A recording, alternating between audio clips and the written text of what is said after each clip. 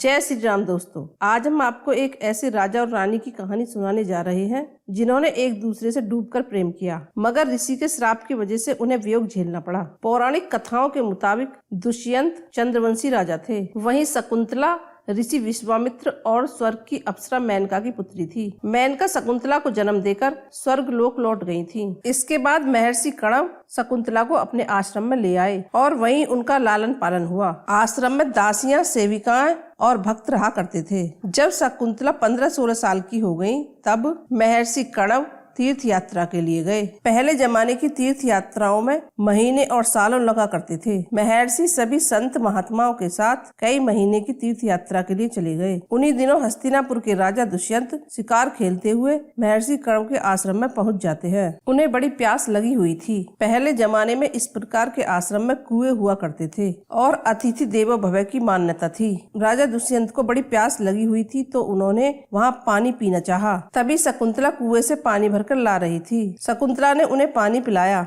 तभी राजा दुष्यंत की निगाह उन पर जा टिकी। शकुंतला बहुत सुंदर थी। इस अद्भुत सुंदरी को देखकर पानी पीने के बाद राजा दुष्यंत ने एक प्रश्न किया, तुम्हारे पिता कौन हैं? उस बच्ची ने कहा, मेरे पिता महर्षि कणव हैं। राजा दुष्यंत ने कहा, महर्षि कणव तो बाल ब्रह्मचारी हैं। तब उनको वहाँ की उन सखियों ने बताया कि ये महर्षि कणव की प्रेम से पाली हुई गोद ली हुई बेटी है। राजा ने शकुंतला के सामने शादी का प्रस्ताव रखा। उन्होंने दुष्यंत का प्रस्ताव स्वीकार कर लिया। उस समय सभी की सहमति से गंधर्व विवाह हुआ। गंधर्व विवाह आज का प्रेम विवाह कह सकते हैं। भगवान को साक्षी मानकर विवाह हुआ। उन्होंने अपनी एक अंगूठी उतारकर शकुंतला को पहना दी। चूंकि ऋषि कणव कुटिया में नहीं थे, इसलिए शकुंतला ने कहा कि वह अपने पिता की अनुमति के बिना उनके साथ नहीं जाएगी। राजा कई महीने उसी आश्रम में रहे। कई महीने रहने के बाद राजा यह कहकर वहाँ से चले जाते हैं कि महर्षि कणव को आने दीजिए, मैं बहुत जल्दी आपको लेने आऊंगा। कई महीने बीत जाते हैं। उधर शकुंतला गर्भवती हो जाती है। एक दिन शकुंतला आश्रम के मंदिर में बैठी हुई राजा दुष्यंत के बारे में सोच रही थी। तभी महर्षि दुर्वासा ऋषि कणव से मिलने उनके आश्रम में आए। शकुंतला वहाँ अकेली थी। ऋषि दुर्वासा ने शकुंतला को आवाज दी, लेकिन वह दुष्यंत के ख्यालों में इतनी खोई हुई थी कि उन्होंने ऋषि दुर्वासा की पुकार नहीं सुनी। ऋषि ने इसे अपना अपमान समझा।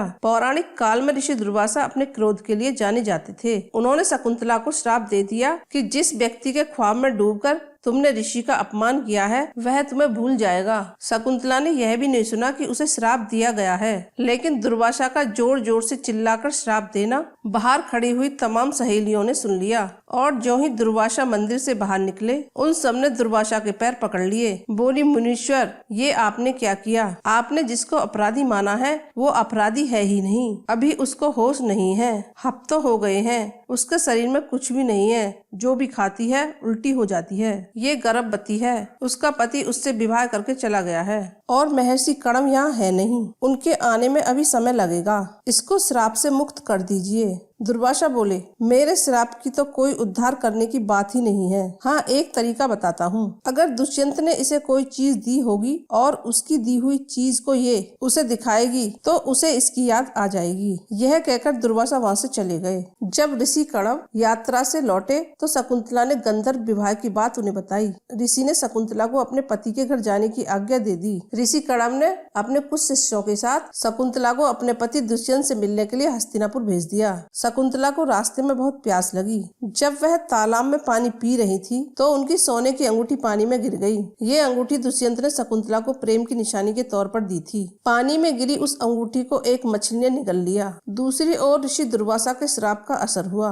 और राजा दुष्यंत शकुंतला को पूरी तरह भूल गए। शकुंतला जब महल पहुंची तो दुष्यंत ने उन्हें पहचानने से इनकार कर दिया। शकुंतला ने अपने साथ बिताए सभी पल बताए और यह भी कहा कि उनकी कोख में दुष्यंत की संतान पल रही है। मगर राजा दुष्यंत को कुछ याद नहीं आया और शकुंतला को महल से बाहर निकाल दिया। महर्षि कणव के सभी शिष्य उसे वहीं छोड़कर चले जाते हैं। उसी समय स्वर्ग से मेनका प्रकट होती है और अपनी बेटी को गले लगा लेती है और उसे वहाँ से लाकर कश्यप ऋषि के आश्रम में छोड़ देती है। कहती है कि महाराज, इसका पालन पोषण कीजिए। ये मेरी और विश्वामित्र की संतान है। इसका विवाह हो चुका है और राजा इसे भूल गए हैं। इधर महर्षि कणव के लोग लौटकर आश्रम पहुंच जाते हैं। कुछ दिनों बाद कण्व की मृत्यु हो जाती है। शकुंतला कश्यप ऋषि के आश्रम में रहती है और एक तेजस्वी बालक को जन्म देती है। उस बच्चे का नाम भरत रखा जाता है। कश्यप ऋषि उसकी सुरक्षा के लिए एक काला धागा बांध देते हैं और वरदान देते हैं कि इसके माता पिता के सिवाय अगर कोई इसे छूता है तो यह काला धागा सांप का रूप ले लेगा और उसे डस लेगा। यह बच्चा 5-6 साल का हो जाता है। कई सालों बाद जिस मछली के पेट में शकुंतला की अंगूठी थी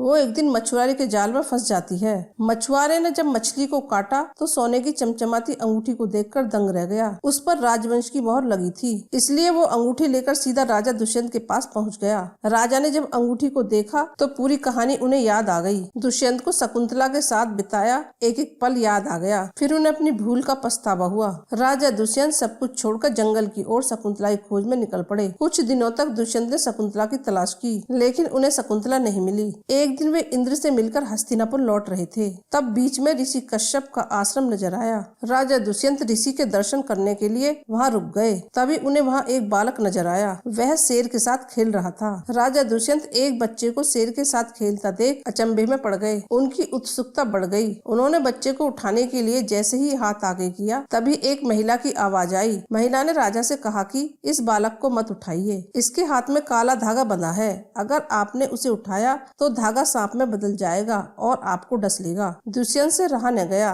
उन्होंने बच्चे को गोद में उठाया और वो काला धागा टूटकर गिर गया। वो बच्चा और कोई नहीं बल्कि शकुंतला का पुत्र भरत था। भरत को वरदान मिला था कि जिस दिन उसके पिता उसे गोद में लेंगे काला धागा टूटकर गिर जाएगा। तब महिला को पता चल गया कि राजा दुष्यंत ही भरत के पिता हैं। वह दौड़कर शकुंतला के पास गई और सारी बात बताई। जब शकुंतला को राजा दुष्यंत की खबर मिली तो दौड़कर वहां चली आई। जैसे ही दुष्यंत ने शकुंतला को देखा उसे पहचान लिया। दुष्यंत ने शकुंतला से माफी मांगी और उन्हें अपने साथ हस्तिनापुर चलने के लिए कहा। शकुंतला ने भी उन्हें माफ कर दिया और भरत के साथ महल की ओर चल दी। इस तरह शकुंतला और दुष्यंत का फिर से मिलन हुआ और दोनों अपने राज्य में खुशहाल जिंदगी जीने लगे। आगे चलकर भरत ने सत्ता संभाली और अपने पराक्रम का परचम दिया। कहा जाता है कि हमारे देश का नाम भारत इसी सम्राट भरत के नाम पर पड़ा था। अगर आपको मेरी वीडियो अच्छी लगी है तो लाइक करें और चैनल को सब्सक्राइब करें।